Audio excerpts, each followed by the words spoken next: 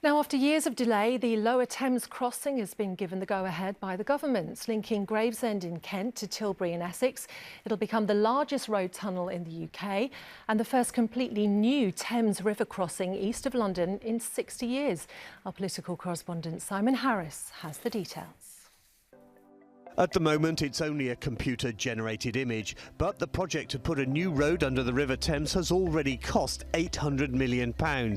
Today, the Chancellor confirmed the Lower Thames crossing will finally be built with a mixture of taxpayers' cash and private investment. We will work with the private sector to deliver the infrastructure that our country desperately needs.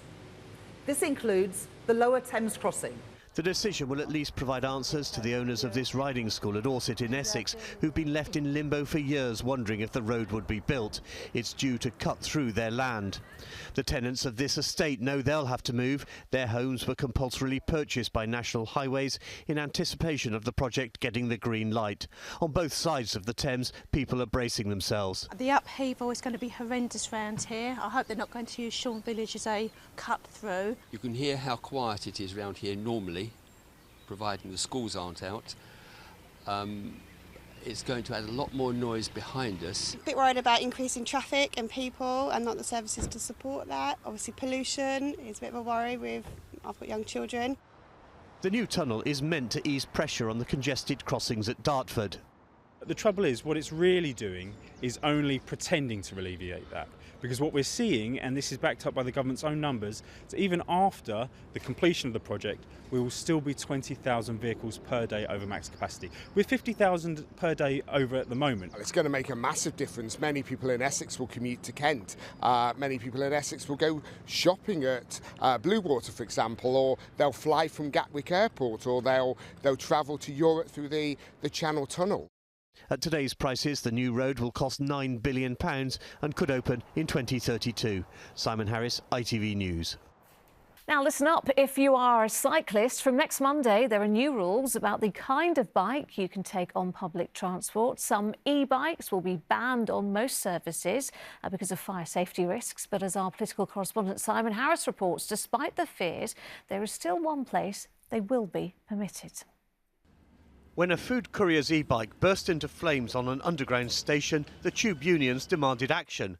Now Transport for London has decided to ban all non-folding e-bikes and e-scooters from the Underground, Overground, Elizabeth Line and DLR. But have TfL bosses overreacted? They've got to control the sale of dodgy conversion kits off the internet. They've got to make sure people understand how dangerous they are. But going after people who've got a perfectly safe, legal e-bike that happens not to fold just seems extraordinary. London Fire Brigade says it sees an e-bike or e-scooter fire almost every other day. They often involve pedal bikes fitted with DIY conversion kits. But there's one part of the TfL network where the ban won't apply. And that's the bike bus taking cyclists through the new Silvertown Tunnel. The Silvertown Tunnel Cycle Shuttle Bus will be London's first bike bus. Even if an e-bike spontaneously combusts, TfL thinks it shouldn't pose a risk to passengers. We've designed it so that there is a safe area for electric bikes to go in, and there are clear access routes if people needed to get off the bus very quickly if there was the case of the fire. So our risk review has shown that we think it's acceptable to carry electric bikes on the shuttle. The shuttle bus for bikes will launch on April the 7th when the Silvertown Tunnel opens. Cycling campaigners were already sceptical about it. Cyclists don't tend to wait for buses. It's just not what people do.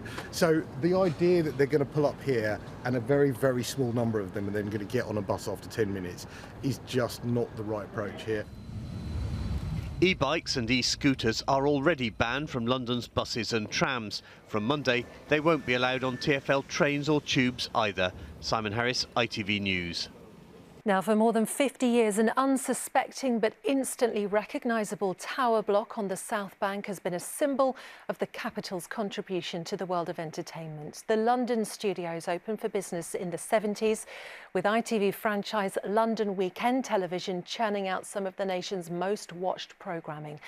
But the ever-changing skyline is losing the titan of telly as it's demolished to make way for new structures. To celebrate 70 years of ITV, our correspondent Simon Harris took a look back at the studio's golden era and spoke to some of the stars that defined its success. On the South Bank, another building bites the dust in the relentless mission to reshape London's skyline.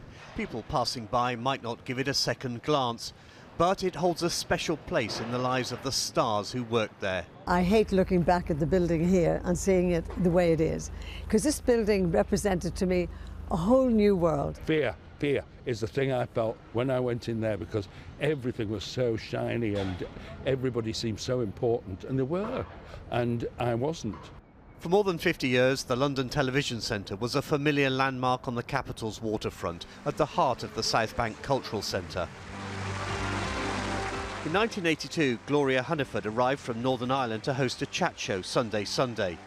You can imagine that in Northern Ireland I had been dealing from 1969 with bombs, bullets and barricades, and then to leave that behind and come to do a totally different kind of programme with all the glamour and all the gloss and the excitement. It was a huge change. My dress allowance then in the 80s for one programme per week was £1,000. The studios, which opened in 1972, were the headquarters of London Weekend Television, an ITV company which, as the name suggests, broadcast programmes in London on Saturday and Sunday, as well as Friday night. London Weekend, or LWT, only had 2.5 days of airtime a week, but it soon established itself as a major player in the entertainment industry. Its stars were household names across the UK. There were iconic dramas like Upstairs, Downstairs, the Downton Abbey of the 1970s. She's not going to sleep in this house tonight, not without her ladyship's permission, and that's final. Popular sitcoms were another fixture in the weekend TV schedules. On the buses were set in a suburban transport depot. Listen, mate, before I joined here, I had to take an IQ test. What's that? I don't know. Ladies and gentlemen, it's Blind Date. LWT's stable of stars included Cilla Black, host of Blind Date and Surprise Surprise. Welcome to Blind Date. And Dame Edna Everage, the grotesque but hilarious creation of Barry Humphries, had her own chat show.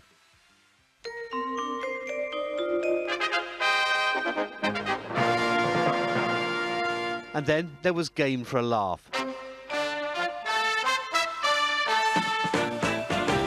Game for a Laugh, the show where the people are the stars. What should we do now? Matthew Kelly was one of the hosts. The thing I remember about this place are the people, and they were kind to me, and they were funny, and they were supportive and generous spirited, and I shall miss those people. The building, not so much. Gloria Hunniford's photo album records some of the Hollywood stars she interviewed, including legends like Betty Davis, whose frailty was underscored by the producer. Normally with chat shows you go kissy kissy or something. And he said you must hold your arm out like this, and if she wants to take your arm for support, she'll take it, but otherwise she won't. Will you feel a right idiot? The studios might be disappearing, but the name won't. The new offices being built here will be called the London Studios, and there will be a nod to the site's cultural past. We're going to have creative production spaces in the upper levels for small groups to make and produce new media. We're going to have performance spaces, but in a smaller scale than the kind of big spaces you have for digital performances and public shows of a smaller, more intimate scale. Every landmark in the city is a bit like everything in your house. Everything has a memory. And if you can't retain it in here, what's the point of keeping it?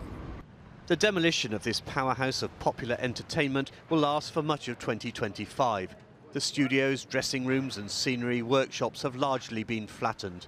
But the distinctive tower, for so long a fixture on the skyline, will take a little longer to pull down. Simon Harris, ITV News, the South Bank.